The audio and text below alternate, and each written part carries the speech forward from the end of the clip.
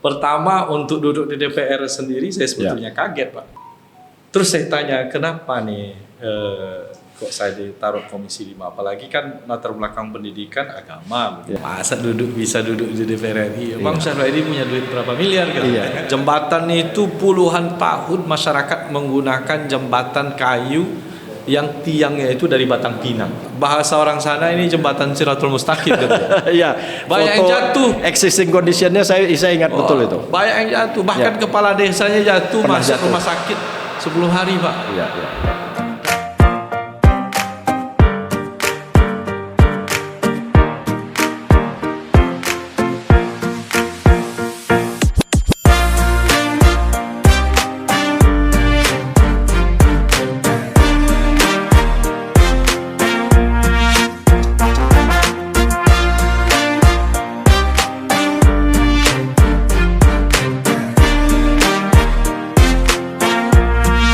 Baik sahabat Ikhwanul semua, panjang lebar tapi memang sayang karena kita terbatas waktunya, kita nggak bisa kupas semua. Padahal malah inginnya berdebat nih sama Pak Ustadz kita ini gitu. Tapi agak mungkin lah karena waktu juga nanti mungkin di sesi berikutnya Pak Ustadz kalau memang masih ada waktu, ada kesempatan sambil ngopi-ngopi di Cinos nih Pak. Kita ngopi ini sekalian promo nampaknya ini.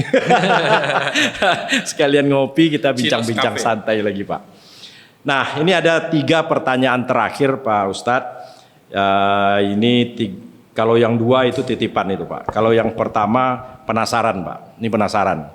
Apa benar Pak Ustadz? Kalau saya lihat di medsos Bapak, rumah dinas Bapak itu boleh warga Riau yang sakit dijemput ke bandara, diantar ke rumah sakit, kemudian boleh tinggal di sana. Dan kalau saya lihat kemarin orang Bengkalis kalau nggak salah yang terakhir itu settingan apa benar apa gimana itu, karena kan bukan dapil Bapak gitu orang Bengkalis itu kan gitu. Ini kalau orang Kampar, orang Inhil Inhu oke lah gitu ya. Atau standarnya bagaimana nih, boleh sedikit aja Pak, boleh nggak? Benar apa enggak itu tuh Pak? Ya benar. Ini orang main setting semua sekarang ini kan. Itu kita lakukan bukan sekarang aja. Oh udah lama. Awal saya menempati rumah dinas itu, menempati rumah dinas itu sekitar pertengahan 2020 lah ya. Karena di awal itu kami diinapkan di apartemen rumah dinas, di rehab waktu itu. Jadi begini, ada kisahnya itu, 2018 ya. Saat itu saya masih anggota DPRD Kabupaten Kampar. Saya kebetulan ada kunjungan kerja ke Jakarta. Ada yang melaporkan bahwasanya ada warga Riau, tepatnya orang Kampar, lagi berobat di harapan kita. Ya? Di harapan kita. Oke. Anaknya umur 4 tahun, operasi jantung, Pak. Dia keluarga miskin. Sakit anaknya. Tidak punya keluarga di Jakarta, Pak. Saat itu saya temui dia. Kebetulan dia hanya megang duit 70.000 Pak. Wah. Dan duit 70.000 itu dia harus beli makan untuk pagi, siang, malam, dan pempes anaknya. Ternyata dia tidak makan pagi, tidak makan siang Pak. Karena uang tadi karena uangnya hanya 70.000. Itu 2018. 2018. Berarti Bapak belum di DPRD? Masih di DPRD Kabupaten. Oke. Saya dengar tuh, saya hampiri, itu betul-betul miris rasanya. Berarti dia tidak punya keluarga, tidak punya ada tempat mengadu di Jakarta ya. Sementara dia sakit dan dia miskin. Ya. Saya sempat sampai ke kampung dia Pak, rumahnya papan Pak. Lantainya lantai tanah. Ya. Dan alhamdulillah sudah saya kasih kemarin rehab rumah di sana. Dari situlah kemudian terinspirasi saya. Kalau saya duduk di DPR, janji saya hanya 2, Pak. Saya coba pertama merubah stigma bahwa saya anggota dewan itu susah dihubungi. Maka betul Pak, janji saya bukan bangun ini, enggak. Janji saya 2 saja. Pertama, siapa saja yang nelpon saya akan angkat. Ya. Itu Pak, karena keluhan masyarakat selama ini menghubungi anggota dewan itu susah, kecuali mau pemilu gitu. Kalau setelah pemilu handphonenya mati. Alhamdulillah saya handphone tidak pernah mati. Pak. Kalau mati berarti saya Itu di sudah saya pesawat buktikan itu, Pak. atau saya di luar negeri gitu. Ya, ya. Yang keduanya nih saya, kalau saya jadi anggota dewan, maka saya akan bantu masyarakat Riau khususnya yang berobat ke Jakarta. Oh.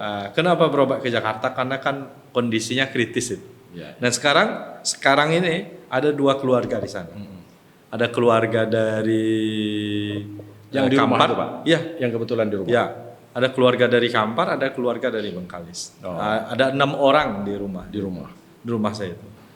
Betul, kalau memang pas waktunya kita jemput ke bandara, ada waktunya kita antar ke rumah sakit dan kita inapkan di rumah. Berarti salah satunya doa mereka itu nih Pak Ustadz bisa jadi kan.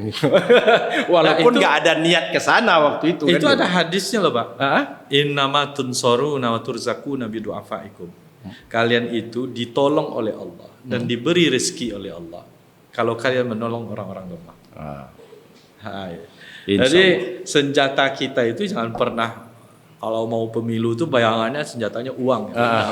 Doa orang-orang miskin itu. Itu perlu sesi khusus lagi tuh Pak. Tapi baik Pak Ustadz, jadi sahabat Ikhwanul ini luar biasa. Saya pikir jarang-jarang saya sendiri ini settingan apa? Karena soalnya kita tahu nih, zaman sekarang semua serba apa istilahnya settingan itu ya, jadi cari lah, apalagi tahun-tahun politik ini gitu. Tapi alhamdulillah. Bapak bisa cek di media sosial saya di tahun berapa mulainya. Oh, berarti itu, jauh sebelumnya. Itu sudah 2020 Pak, 2020. Iya. Kalau untuk kampanye tahun 2020 belum. Dan sudah puluhan orang.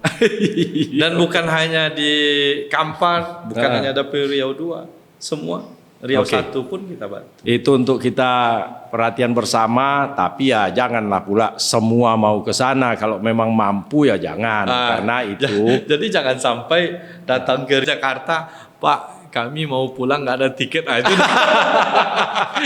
Itu ngapa ke Jakarta kan?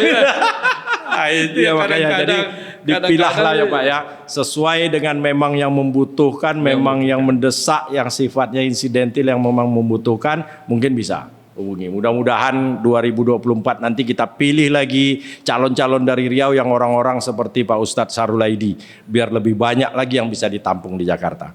Pertanyaan kedua Pak Ustadz, ini Bapak boleh jawab boleh tidak, karena ini pertanyaan titipan dari salah satu teman di Padang. Tolong tanyakan ke Pak Syahrul Aidi, kenapa sampai saat ini PKS itu belum menentukan sikap?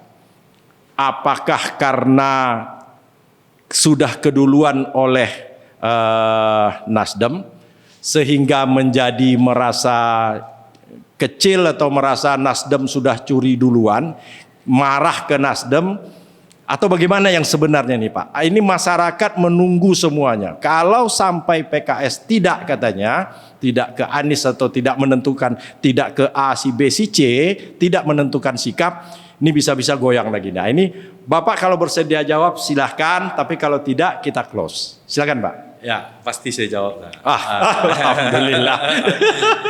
Karena politisi itu diam itu bukan emas bagi itu perempuan itu kalau iya benar. Ini pelajaran lagi ya. Diam adalah emas, itu dalam konteks yang lain. Ya, tapi dalam perempuan berpolitik diam berarti kau perempuan gitu. Ini saya pegang lagi nih satu lagi. Silakan Pak Ustaz. Jadi begini, koalisi itu kan harus disamakan persepsinya, samakan bentuk koalisi seperti apa. Istilah Presiden PKS itu ada 4P, 1T. T itu timing, Pak. Timing.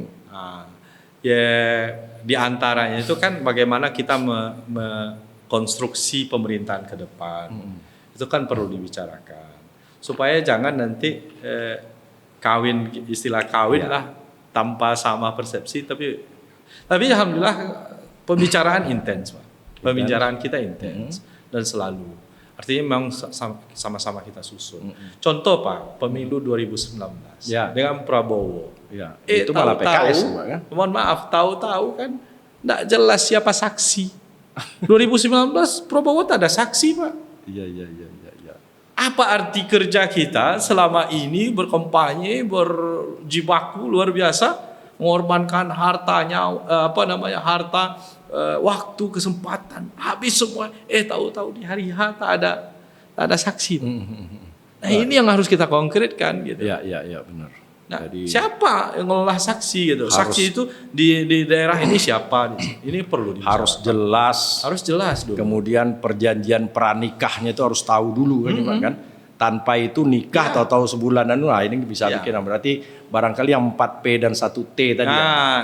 Tapi sejauh ini sampai saat ini masih nih Pak. Masih. Oh masih. Nah ini kan timing saja. Ini yang barangkali kawan-kawan ingin dengar itu masih itu gitu. Nah ini kita masih menunggulah tibanya kan gitu Pak kan. Dalam waktu dekat. Oke, kalau sabar. Kita lihat kan beliau ini kan ya tokoh perubahan ya.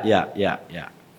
Oke, baik, kita terima kasih sekali Pak Sahrul sudah emang benar-benar laki-laki berarti dia jawab pertanyaan yang sedikit ya. Nah, ini yang terakhir Pak. Pak Sahrul, Riau ini Pak, tokoh banyak, orang hebat banyak. Orang pintar banyak sekali gitu. Tapi orang muda, keren, ganteng, agama ini susah nih Pak. Dan sampai hari ini belum kelihatan, ini bukan kata saya aja nih Pak.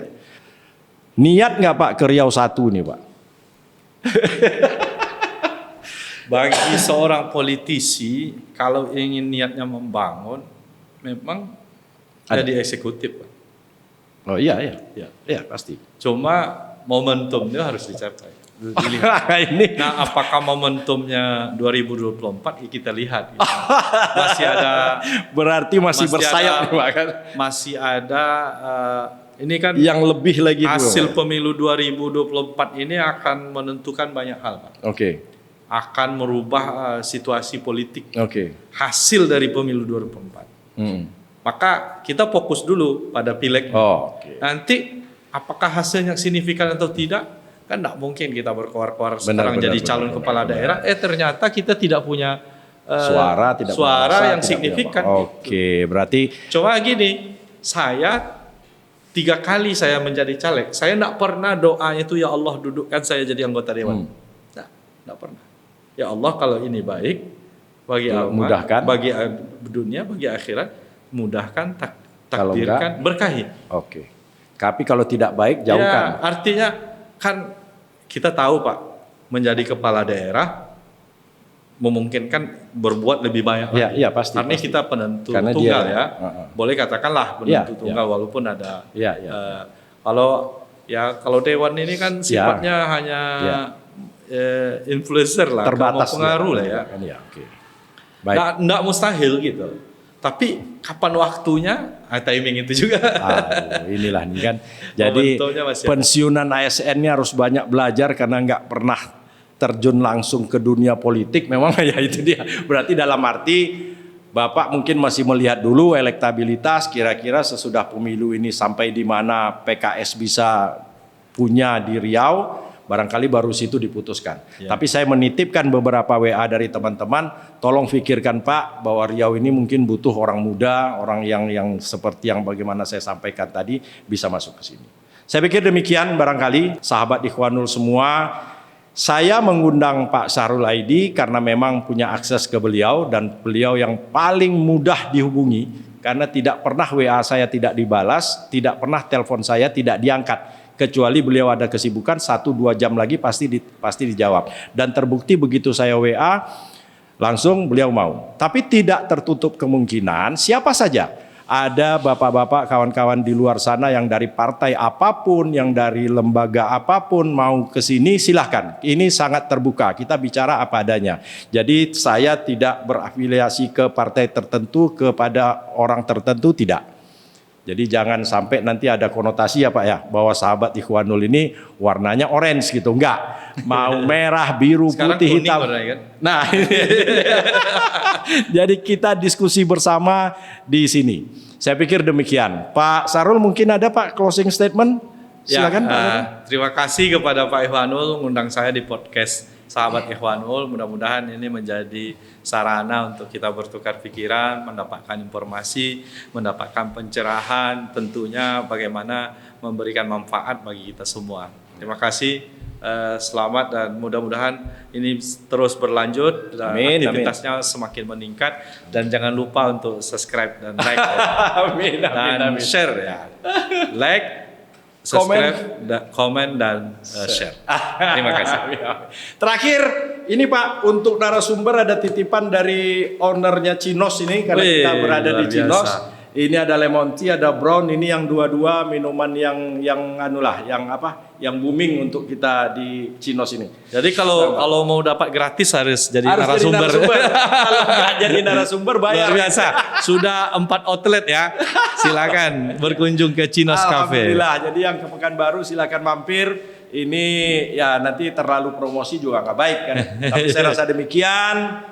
Terima kasih semua. Billahi taufiq wal hidayah. Wassalamualaikum warahmatullahi wabarakatuh.